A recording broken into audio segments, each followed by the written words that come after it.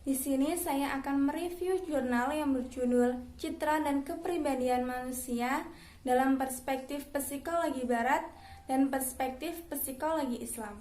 Yang pertama, kita akan membahas mengenai citra dan kepribadian manusia dalam perspektif psikologi Barat.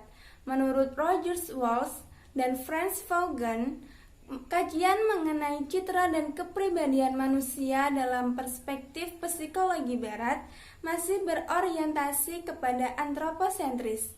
Mereka masih memandang bahwa segala hal yang baik atau buruk itu bersumber dari daya manusia itu sendiri. Mereka cenderung tidak mengakui bahwa ada dimensi lain yang turut ikut campur dalam proses penentuan baik atau buruknya seseorang. Kajian mereka juga masih bersifat empiris yang menilai bahwa perilaku atau kepribadian seseorang tampil apa adanya atau netral etik sesuai dengan situasi atau kondisi atau lingkungan yang menstimulusnya.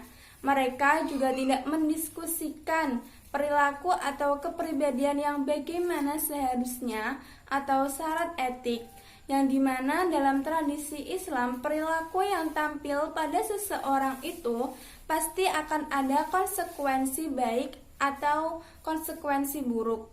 Yang kedua, citra dan kepribadian manusia dalam perspektif psikologi Islam. Menurut Abdul Mujib dan Yusuf Mudakir, ada 3 kepribadian dalam perspektif psikologi Islam.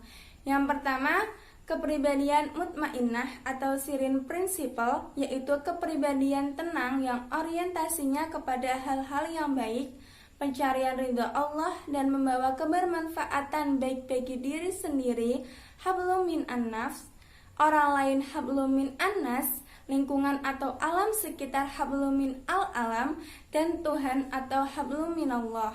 Yang kedua, kepribadian lawamah, yaitu kepribadian yang cenderung rasionalitik dan realistik, namun terkadang masih merasa bimbang, bersalah, dan menyesal terhadap apa yang telah diperbuatnya, atau awareness principle. Yang ketiga, kepribadian ammarah, yaitu kepribadian yang cenderung mengejar kenikmatan dunia dan materi, atau pleasure principle. Ada pula bentuk kepribadian lain dalam perspektif psikologi Islam. Yang pertama, kepribadian yang bertipe teotika, merupakan tipe kepribadian yang mendorong seseorang untuk berketuhanan al-syahsiyah al-ilahiyah secara baik dan benar, yaitu ia yang taat dan bertakwa kepada Allah Subhanahu wa Ta'ala.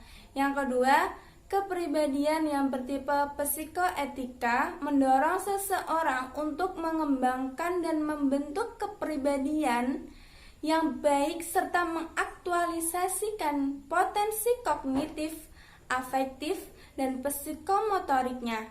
Kepribadian yang bertipe psikoetika disebut juga kepribadian berkemanusiaan atau al-syahsiyah al-insaniyah. Yang ketiga, kepribadian sosioetika sebagai kepribadian yang mendorong seseorang untuk berkata dan bertindak baik terhadap sosial dan lingkungannya. Kepribadian ini disebut juga kepribadian bersosial atau al-syahsiyah al-ijtimaiyah.